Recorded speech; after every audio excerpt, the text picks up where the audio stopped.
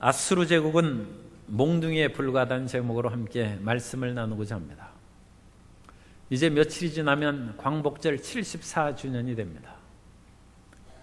광복절을 맞이한 지 50년도 아니고 70년도 아니고 74년이 됐는데도 우리의 뜻에 의해서 분단된 나라가 아닌데도 불구하고 남북이 하나가 되지 못하고 우리를 고통 가운데서 해방된 그 날인데도 불구하고 한일 관계가 평화의 관계가 되지 못하고 오히려 적반하장식으로 경제적인 제재를 가함으로써 우리가 어려움을 당하고 마음의 고통을 당하고 있습니다.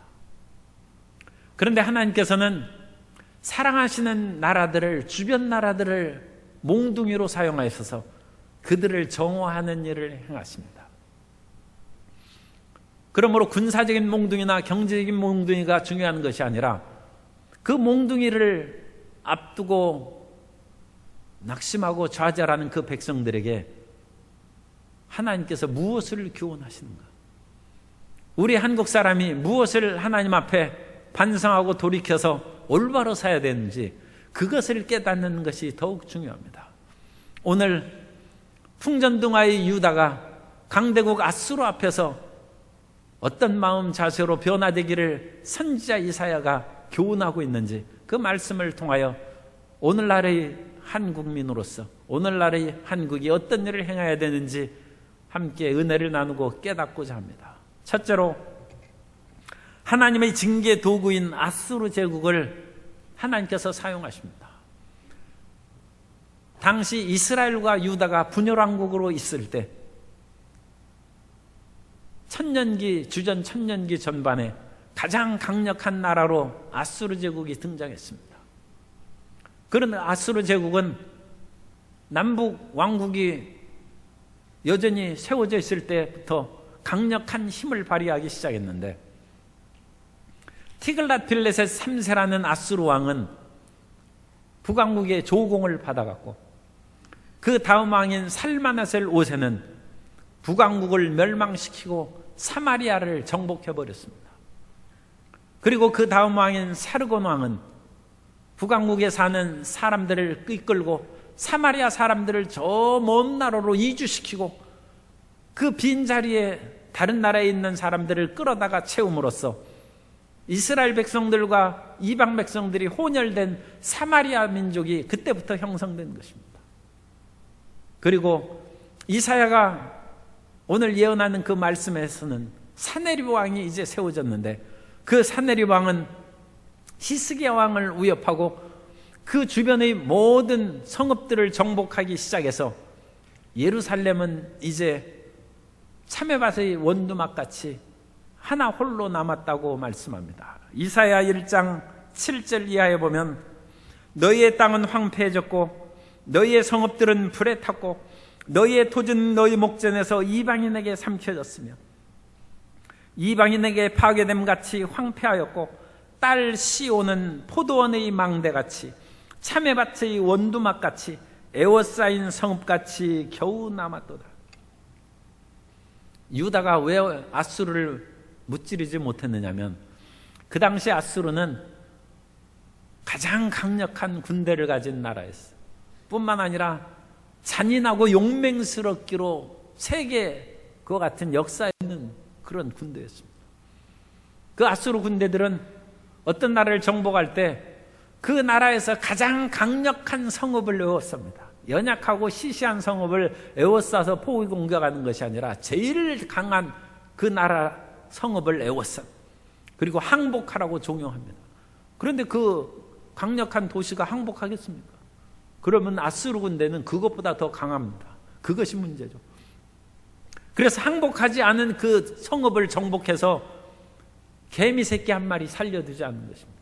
모든 사람을 다 죽이고 살아있는 사람의 홀타를 말아서 밤에 횃불로 자기가 정복할 주변 성읍에 보라고 횃불을 태우고 십자가 처형이 아수르로부터 유래된 것입니다. 사람들을 십자가에 못 박아서 십자가에 매달아서 죽이고 사람의 인피를 껍질을 벗겨가지고 십자가에 달았다고 했습니다. 그 처참한 광경을 본 그런 주변 성읍은 항복하라면 그냥 두 손 들고 항복하는 것입니다. 그래서 50개 성읍이 있는 나라에서 가장 강력한 도시를 그런 식으로 정복해버리면 나머지 49개는 그냥 다 손 들고 항복해버립니다. 그 무서운 아수르의 군대입니다. 그 무서운 아수르가 이제 유다를 공격해서 예루살렘을 에워쌌는데 시온은 포도원의 망대같이 참외밭의 원두막같이 하나 남았어요.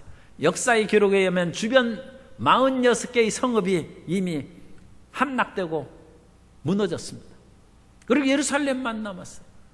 그런데 예루살렘을 에워싼 아수르 군대들이 오만방자한 말을 했습니다. 우리의 손에서 벗어날 나라가 어디 있느냐? 너희 예루살렘아, 하나님이 너희를 지킨다고 하는데 세계 어떤 나라에서 그 신이 우리 손길을 피한 신이 어디 있냐? 그런 교만한 말을 합니다. 하나님께서는 지금 유다가 무엇인가 잘못해서 유다를 하나님의 심판의 진노의 막대기요 몽둥이로 아수르를 끌어다가 지금 책망하고 훈계하는 것입니다. 그런데 이 몽둥이가 스스로 큰 체 하는 거예요. 몽둥이가 자기 자신이 모든 것을 정복하고 심지어 하나님도 어디 계시느냐 그런 식으로 교만한 말을 함으로써 하나님께서 유다를 징계한 후에는 아수르도 심판한다고 말씀합니다. 이것이 이사야의 말씀입니다. 이사야는 그 당시 최대의 강국이었던 아수르를 두려워서 떠는 것이 아니라 하나님께서 사용하시는 진노의 몽둥이인데 그 진노의 몽둥이를 받고 유다가 온전히 회개해야 할 것이요, 두 번째는 함부로 유다를 징계하고 하나님이 원하시는 징계 수위를 넘어서 유다를 공격한 아수르도 심판하시고 멸망시킬 것이라는 것입니다.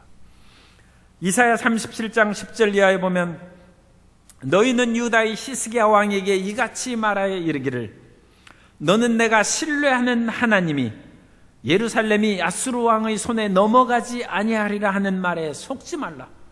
아수르 왕들이 모든 나라에 어떤 일을 행하였으며 그것을 어떻게 멸절시켰는지 너희가 들었으려니 내가 구원을 받겠느냐. 하나님께서 들으시기에 아수르 왕이 너무 주변 나라를 정복을 잘하고 하나님께서 진노의 몽둥이로 사용하시도록 지금 세워주시고 키워주시니 오만방자해졌다는 것입니다. 하나님께서 그들을 심판하시되 우리가 읽지 않은 그 다음 말씀에 있습니다. 15절 10장 이사야 10장 15절에 보면 도끼가 어찌 찍는 자에게 스스로 자랑하겠으며 톱이 어찌 켜는 자에게 스스로 큰 체하겠느냐. 이는 막대기가 자기를 드는 자를 움직이려 하며 몽둥이가 나무 아닌 사람을 들려함과 같음이로다. 그러므로 주 만군의 야훼께서 살진 자를 파리하게 하시며 이제 아수르를 파리하게 하신다는 것입니다. 그의 영화 아래에 불이 붙는 것 같이 맹렬하게 타게 하실 것이라. 대한민국이 백의 민족으로 평화를 사랑하고 주변 민족을 정복한 일이 별로 없습니다. 워낙 왜구들이 창궐해서 대마도 정도만 정복하고 그렇게 했지 본토를 정복할 힘이 있었는데도 그런 일을 하지 않고 우리나라가 평화를 사랑한 민족이 되었는데, 그러나 사색당파와 온갖 그런 불의로 지배자 계급이 일반 평년들을 약탈하고 오죽했으면 도둑인데 홍길동전이 나오고 임꺽정이 나오고 그런 오히려 그런 도둑으로서 가난한 사람을 돌봐주는 그런 소설이 조선 말기에 많이 나왔어요. 하나님께서 고통과 좌절에 빠진 백성들의 소리를 외면하지 못하시고 나라를 다스리는 지도자들이 그것을 회복하고 스스로 정화의 능력이 있었으면 어찌 일본을 끌어들여서 이 나라를 치겠습니까? 이 나라가 일제강점기에 고통을 당한 것이죠. 일제강점기에 이 나라가 얼마나 고통을 당했는지, 젊은이들은 학도병에 끌려가고 힘인 사람은 징역에 끌려가서 일본에서 또 먼 해외에서 탄광해서 건강을 잃고 죽어갔습니다. 수많은 사람들을 위안부로 붙잡아오고 심지어 오죽하면 소녀상을 우리가 세우겠습니까? 소녀들을 붙잡아서 종군 성노예로 삼았습니다. 어찌 기쁜입니까? 이 나라 백성들이 이 나라 말을 사용하지 못하도록 한국말을 없애버리고 창식의 명을 해서 이름까지도 일본말로 바꾸라고 했습니다. 창식의 명을 싫어해서 전남에서 선생님 하던 분들이 나는 차라리 선생을 그만했으면 했지 이름은 못 바꾼다 해서 그냥 지리산으로 들어간 사람도 있습니다. 신사참배를 강요함으로 수많은 크리스찬들이 목숨을 잃었습니다. 2660명이 순교했다고 얘기합니다. 경기도 용인시에는 한국 기독교 순교자 기념관이 있는데 총 2660명의 일제강점기 순교자 중에서 600명을 그곳에서 봉헌하고 있습니다. 우리가 잘 아는 주기철 목사님이라든지 최건농 목사님, 원래 이름은 최봉석 목사님인데 그분들의 순교에 대해서 거기에서 전시해 놓고 우리가 믿음을 지키고 다시는 그런 압제에 빠지지 않도록 교훈하는 순교자 기념관을 세웠습니다. 그러한 몽둥이 찜질을 당했으면 우리나라가 정신을 차리고 하나님의 기뻐하신 뜻으로 나갔어야죠. 또 몽둥이 역할을 한 사람은 겸손한 국가가 되고 자기들이 너무 심했지 않느냐 그런 반성이 있어야 될 텐데 그러지 못하고 여전히 지금 대한민국은 경제적인 몽둥이, 군사적인 몽둥이로 주변 국가에 시달림을 받고 있습니다. 그러므로 우리는 이런 몽둥이 받고 고통을 당할 뿐만 아니라 그것을 통하여 우리가 무엇을 잘못했는지 스스로 깨닫는 것이 있어야 돼요. 두려워만 하지 말고 몽둥이를 가지고 우리를 징계하는 것은 하나님이십니다. 하나님께서 우리에게 무엇을 원하신지, 우리가 하나님 보시기에 무엇을 지금 부족하고 죄악 가운데 잠겨 있는지 그것을 깨닫는 회개의 역사가 임해야 될 줄로 믿습니다. 그러므로 이 시대를 사는 저로서 이 시대를 온전히 평가하는 것이 어렵고 또 제가 얘기하는 것이 객관적이지 못하기 때문에 저는 유다 백성들이 하나님의 백성이면서도 불구하고 하나님의 책망과 심판을 받은 그 내용을 성경을 통해서 살펴봄으로써 하나님께서 그 사랑하는 유다 백성이 왜 아수르라는 하나님을 알지도 못하는 백성에게 몽둥이로 얻어맞고 그 모든 성읍이 초토화되는 겨우 예루살렘만 살았으나 나중에는 이제 아수르에 항복합니다. 그런 처참한 기경에 처하게 했는가? 유다의 상황을 우리가 살펴보므로 오늘 우리 삶에 이러한 그런 비슷한 일이 있지 않은가 살펴보는 계기로 삼고자 합니다. 그 유다 백성들은 부자와 권력자들이 가난한 사람을 압제하고 그들의 것을 빼앗았다고 말씀합니다. 이사야 3장 14절 이하에 보면 야훼께서 자기 백성의 장로들과 고관들을 신문하러 오시리니 포도원을 삼킨 자는 너희이며 가난한 자에게서 탈취한 물건이 너희 집에 있도다. 어찌하여 너희가 내 백성을 짓밟으며 가난한 자의 얼굴에 맷돌질하느냐? 주 만군의 야훼 내가 말하였느니라 하시도다. 그럼 이와 같은 부자요 지배 계급들은 그 많은 물질로 빼앗은 것으로 무엇을 했느냐? 사치와 방종을 일삼았습니다. 그런데 사치와 방종을 하는 것은 여자들이 더 많이 할 그런 위험이 있나 봐요. 그래서 이사야 3장 16절에 여성에 대한 사치를 얘기합니다. 공동번역을 통해서 읽어드립니다. 야훼께서 계속 문책하신다. 시온의 딸들은 잘난 채 목을 빼고 추파를 던지며 돌아다니고 발목으로는 잘랑잘랑 소리나 내며 이리저리 꼬리치고 돌아다닌다. 그런즉 주께서는 시온의 딸들의 정수리를 버짐먹게 하시고 그들의 머리를 밀어버리시리라. 사치와 방종이 난무하고 아모스 선지자는 부녀자들이 상하상에 누우며 침상에서 기지개 켜며 그들의 가장들에게 술을 가져오라 하는도다. 아모스 선지자는 그와 같이 책망을 했는데 그러한 꼴이 견딜 수가 없도록 하나님의 눈에 거슬리자 아수르를 통해서 북왕국이 망해버린 것입니다. 그러나 유다 왕국은 히스기야와 같은 그런 선한 왕들도 있고 종교개혁을 시도한 그런 왕들로 인해서 나라의 수명이 좀 연장된 것입니다. 뿐만 아니라 지도자들은 거짓된 법령을 만들어서 사람을 괴롭혔다고 했습니다. 이사야 10장 1절 이하에 보면 불의한 법령을 만들며 불의한 말을 기록하며 가난한 자를 불공평하게 판결하여 가난한 내 백성의 권리를 박탈하며 과부에게 토색하고 고아의 것을 약탈하는 자는 화했을진저. 그리하여 그들이 건설한 것은 예루살렘의 찬란한 도시인데 이 예루살렘을 건설한 그 모습을 시골 사람인 미가가 와서 보고는 이 예루살렘은 피로 세운 도시다. 미가는 이사야와 동시대의 선지자인데 이사야보다 조금 늦게 사역을 시작합니다. 미가서 3장 9절에서 말씀합니다.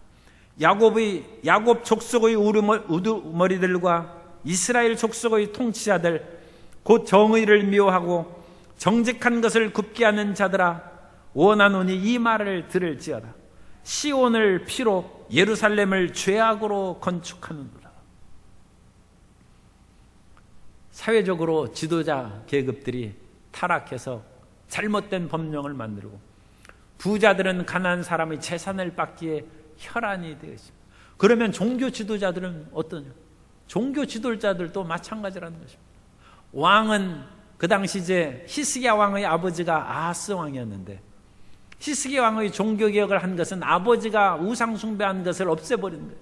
그 아하스 왕은 바알을 섬겨 우상들을 만들고 흰놈 골짜기에서 심지어 자기 자식들을 불태워서 드리는 인신제사를 드렸어요. 하나님이 가장 가증하게 여기는 몰래에게 드리는 인신제사를 아하스 왕이 그것을 자행한 것입니다. 그러므로 하나님께서 그 유다를 그대로 놔두겠습니까? 그러므로 아수르의 몽둥이를 가서 그들을 내리치시는 것입니다. 그러면 일반 백성들은 무슨 죄가 있어서 그들에게 고통당했습니까? 그렇게 반문할 수 있는데 일반 백성들도 하나님을 모르기는 마찬가지입니다. 이사야 1장 2절 이하에 보면 하늘이여 들으라 땅이여 귀를 기울이라 야훼께서 말씀하시기를 내가 주인 자식을 양육하였거늘 그들이 나를 거역하였도다. 소는 그 임자를 알고 나귀는 그 주인의 구유를 알건만은 이스라엘은 알지 못하고 나의 백성은 깨닫지 못한도다 하셨도다. 그런데 백성을 가르치는 지도자들, 종교 지도자들은 어떤가? 이 종교 지도자들은 참 부끄럽게 돈밖에 모르는 사람들이었습니다. 미가서 3장 11절에 보면 그들의 우두머리들은 뇌물을 위하여 재판하며 그들의 제사장은 삭슬을 위하여 교훈하며 그들의 선지자는 돈을 위하여 점을 치면서도 야훼를 의뢰하여 이르기를 야훼께서 우리 중에 계시지 아니하냐 재앙이 우리에게 임하지 아니하리라 하는도다. 돈을 받으면 무조건 평화를 외치고 그 사람이 가져온 돈이 어떤 돈인지 묻지 않고 그냥 당신 일은 잘 될 것입니다. 그냥 축복을 선언한다는 것입니다. 그러므로 이 종교적인 제사장들과 선지자들도 다 돈에 누림얻어서 백성들을 올바르게 지도하지 아니하니 하나님께서 그들을 아수르의 몽둥이로 내리치는 것입니다. 오늘날 우리 사회 가운데 하나님께서 경제의 몽둥이로 또 군사의 몽둥이로 저 멀리 있는 나라도 너희 돈 있으니까 국방비, 방위비 더 많이 내라는 것입니다. 사실 세계 모든 나라가 그냥 돈에 정신이 나간 것 같아요. 우방국도 우방도 없죠. 그냥 돈 내라는 것이고 나라를 위협하는 것도 너희가 법의 조문을 잘못 해석하고 이전에 경제협정을 하고 그와 같이 한일 그 같은 협정을 한 것을 지켜야 되지 않느냐 한 법 올바른 순리로 얘기하지 않냐고 경제적으로 보복한다. 그러면 우리 크리스찬들의 마음은 어떤가? 과연 하나님께서 보시기에 하나님을 사랑하고 이웃을 내 몸과 같이 사랑하고 있는가? 현대는 돈이 없으면 못 사는 사회인데 그러한 사회 속에서 과연 하나님을 최고로 여기는가? 그것을 살펴봐야 됩니다.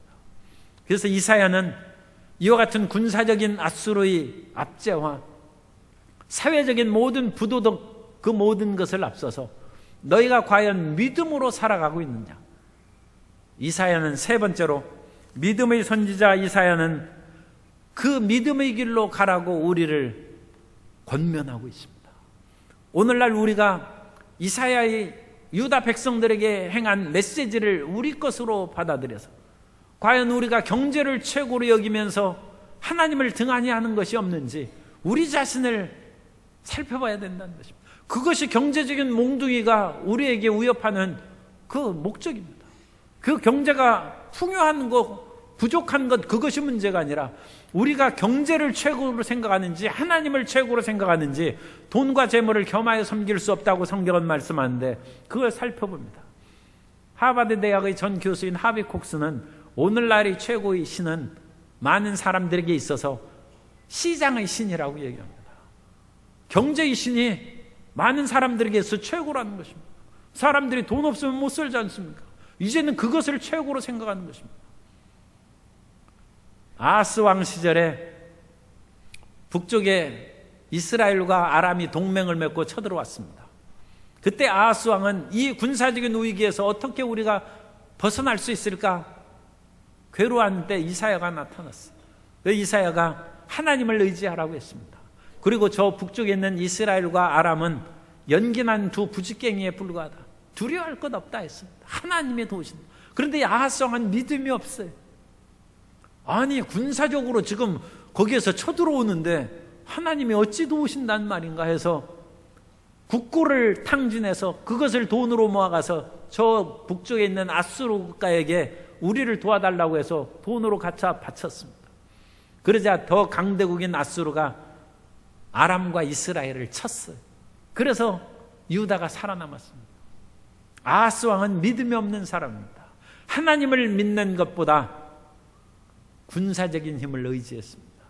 오늘 우리는 군사적으로 비교해가지고 전쟁이 나면 어떤 일이 있을 것이다, 그런 것들도 가끔 인터넷에 떠오르는 것을 제가 봅니다. 물론 우리가 국방을 튼튼히 하고 성실하고 정직한 군인을 만드는 것이 중요합니다. 나라를 지키는 군인들에게 그 사명감과 자부심을 불어넣어 줘야 되는 것입니다. 그러나 전쟁의 이기고 지는 것은 하나님께 달려 있습니다. 우리나라가 해방된 것이 우리나라의 전쟁의 힘으로 해방된 것이 아니라, 그야말로 그런 얘기를 하면 또 피해본 나라가 너무 상처를 받기 때문에 그 나라가 그 폭탄 떨어져서 그냥 무조건 항복한 것입니다. 자유와 해방은 하나님이 주시는 것입니다. 아수르의 세력이 최고로 강성하던 그 시절에도 하나님께서 사내립의 군대 18만 5천 명을 멸절해서 사내립의 얼굴이 뜨뜻해져서 고국으로 돌아갔습니다. 역사적인 사실입니다. 예루살렘을 공격하려던 사내립이 갑자기 퇴각했어요. 퇴각한 이유가 역사 기록으로 아직 못 발견했어요. 아직 알 수 없습니다. 그런데 성경은 기록했어요. 하나님이 치셨다는, 하나님의 천사가 그들을 쳐셔서 아침에 일어나 보니 다 송장이 되었은 즉 그들이 고국으로 돌아갔다는 것입니다. 그리고 실질적으로 아수르의 그런 수도에 있는 벽화를 오늘날 발굴했는데 그 벽화에는 예루살렘의 군사 위성 도시인 라기스의 정복에 대해서는 벽화에 그려놨는데 예루살렘은 없어요. 그러니까 예루살렘을 정복 못하는 것이 벽화의 사실로 확인할 수 있습니다. 하나님이 전쟁의 승리를 주신 것입니다. 그러므로 이사야는 믿음으로 살아가는 것입니다. 우리가 믿음으로 살아가지 아니하고 경제만을 의지하고 군사만을 의지하고 정치만을 의지하고 외교만을 의지하면 하나님의 백성이 주객을 전도하는 것입니다. 우리는 하나님을 의지하고 외교도 잘하고 하나님을 의지하고 싸우기도 잘하고 하나님을 의지하고 열심히 일하는 백성이 되어야 될 줄로 믿습니다. 이사야 이 말은 그 당시 유다 백성들에게 받아들여졌겠습니까? 안 받아들여졌겠습니까? 아하스 왕이 거부했다고 그랬죠. 아하스 왕이 거절했습니다. 그리고 일반 백성들도 이게 무슨, 좀 심한 표현을 하면 광신자 같은 태도냐, 이사야는 너무 믿음 한 가지밖에 모른다 해서 그 당시 유다 백성들도 안 받아들였어요. 이사야가 얼마나 속이 상하든지 제자들에게 얘기합니다. 내 메시지를 봉하면서 더 이상 선포하지 말고 그것을 봉하면서 항아리에 묻어두라는 것입니다. 훗날 사람들이 이 메시지를 보고 내가 진실한 하나님의 말씀을 전했다는 것을 그때야 알게 될 것이다. 그 당시 다수의 백성들은 거절을 했습니다. 그러나 희망이 있습니다. 이사야의 다른 부분에 기록된 것 같이 소수의 믿는 자들이 남아있다는 것입니다. 이것이 이사야의 남은 자 사상입니다.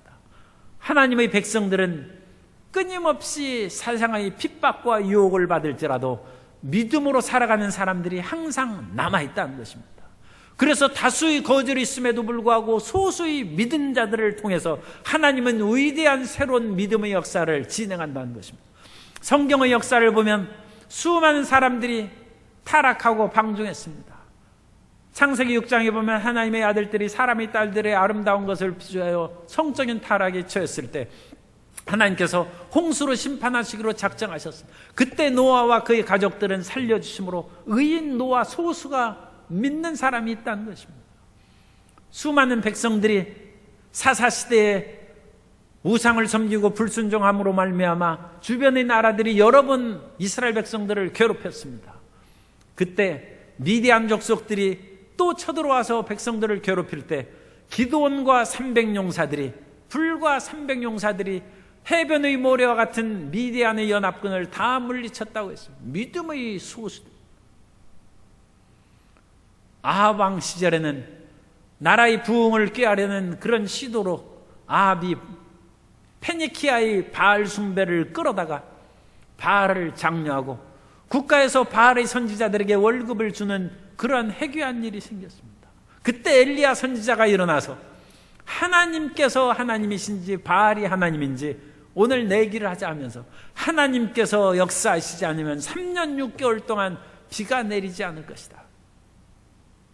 그들이 바알에게 아무리 빌고 기도해도 비가, 하나님께서는 타락한 그 시대에도 믿음의 엘리야를 주셨습니다. 이사야 시절에도 다수가 거절했지만 소수의 사람들은 하나님을 믿고 의지했다고 이사야 6장 13절에서 말씀합니다.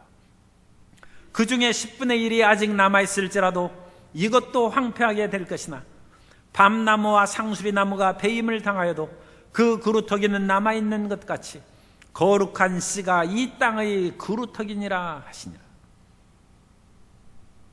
이 거룩한 소수의 그루터기에서 메시아가 나온다고 이사야는 그것을 선언합니다.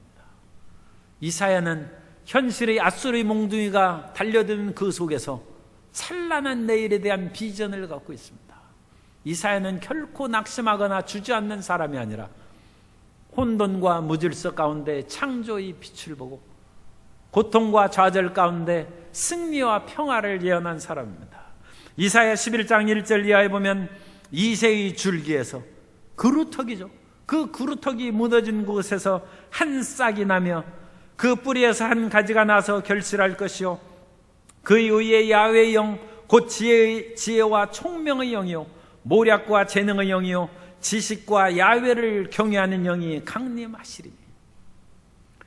그 창조적인 소수 가운데 믿음의 남은 자 가운데 메시아가 오신다는 것입니다.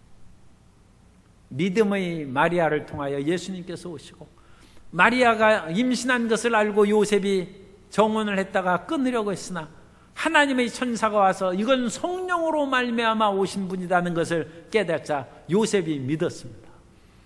여러분, 그와 같은 요셉의 믿음도 대단한 것입니다. 요즘에 사람이 믿어주는 일이 그 쉽겠습니까? 그리고 인류 역사에서 처녀가 자식을 낳는 일이 오늘날에는 우리가 믿어져요. 오늘날에는 워낙 그것을 듣고 또 오늘날에는 왜 믿어지냐? 사람이 줄기세포나 체세포로 인해서 수많이 복제 그런 동물도 만들고 막 하지 않습니까? 사람 마리아의 그런 한 사람을 통해서 예수님 만드는 건 그건 뭐 문제도 아니죠. 아니 체세포로 그 사람을 뭐 동물도 만들고 복제하는 그런 과학의 시대인데 하나님이 전지전능하신데 그거 못 만드시겠어요. 그러니까 오늘날 과학자들은 그런 마리아의 동정녀 탄생을 훨씬 더 믿을 수 있어요. 그런데 그 당시 그런 믿음을 갖기는 쉽지 않죠. 그러나 요셉도 믿음의 소수입니다. 그런 믿음의 소수를 통해서 메시아가 오셨고, 그 메시아가 오셔서 온 세계를 평화의 세계로 만드실 것을 이사야 11장 6절 이하에서 말씀합니다. 그때 이리가 어린 양과 함께 살며 표범이 어린 염소와 함께 누우며 송아지와 어린 사자와 살진 짐승이 함께 있어 어린아이에게 끌리며 암소와 곰이 함께 먹으며 그것들의 새끼가 함께 엎드리며 사자가 소처럼 풀을 먹을 것이며 젖먹는 아이가 독사의 구멍에서 장난하며 젖된 어린아이가 독사의 굴에 손을 넣을 것이라. 내 거룩한 산 모든 곳에서 해됨도 없고 상함도 없을 것이니 이는 물이 바다를 덮음같이 야훼를 아는 지식이 세상에 충만할 것임이니라. 다수의 거절이 있는 곳에 야훼를 아는 지식이 세상에 충만할 것임을 바라보고, 약육강식의 그 세상에서 아수르가 시시각각으로 유다를 멸절시키려고 하는 그 위험에서 사자가 어린 소와 송아지와 풀을 뜯는다는 것입니다. 독사의 굴에 어린아이가 손을 넣어도 물지 않는 그 세상을 바라보는 것입니다. 경제력이 강하다고 해서 경제력이 약한 나라 어디 한번 당해보라고 골탕 먹이는 그런 나라가 아니라, 군사력이 강하다고 해서 미사일을 쏘고 모든 나라를 압제하고 또 방어율을 많이 내라고 억제하는 그런 세상이 아니라, 메시아가 다스리는 그 나라가 되면 강한 자가 약한 자를 업어주고 힘센 자가 연약한 자를 품어주는 그 아름다운 메시아의 왕국이 다가온다는 것입니다. 그러므로 우리는 몽둥이를 두려워하지 말고 이 모든 역사를 주관하시는 하나님을 의지하시는 자녀가 되시기를 바랍니다. 그 당시 최대의 강국인 아수르도 하나님이 손에 든 몽둥이에 불과한 것입니다. 몽둥이가 문제가 아니라 손을 든 주인이 문제이죠. 하나님이 세계의 주인이십니다. 하나님이 우리의 생사화복을 주관하십니다. 그러므로 몽둥이가 우리를 괴롭혀서 군사적 경제적 몽둥이가 위협할 때 우리는 두려움에 사로잡히고 불안에 떨 것이 아니라, 하나님이 나를 어떻게 되기를 원하시는가, 내 마음에 부정한 것을 어떤 것을 없애야 되냐, 하나님이 정령 기뻐하시는 사람이 되기 위해서는 무엇을 회개하고 반성하고 돌이켜야 되는가. 내가 세상을 너무 믿고 세상을 너무 의지하며 산 것이 아닌가. 하나님을 더욱 의지하고 하나님을 사랑하는 자녀가 되시기를 주님의 이름으로 축원합니다. 그와 같은 마음으로 우리가 돌이키면 주님께서 우리의 경제적인 몽둥이도 제거하시고 군사적인 몽둥이도 제거하시고 우리의 가정에도 평화를 주시고 우리의 기업도 발전을 주실 줄 믿습니다. 이 대한민국이 경제적인 군사적인 몽둥이에서 벗어나서 찬란하게 빛나는 21세기의 대한민국으로 세워주시기를 소망합니다. 그 찬란한 국가가 되어서 땅끝까지 복음과 빵을 나누고 전쟁과 굶주림과 질병으로 죽어가는 세계에 그리스도의 사랑을 전하고 의약품을 전하고 그들에게 빵을 나누는 대한민국이 되어야 될 줄로 믿습니다. 그 위대한 꿈을 품고 몽둥이의 현실을 두려워하지 말고 하나님이 그 일을 우리가 반드시 이룰 수 있는 사명으로 채워주시기를 우리 마음 가운데 다짐하고 그와 같은 믿음으로 사는 자녀가 되어야 될 줄로 믿습니다.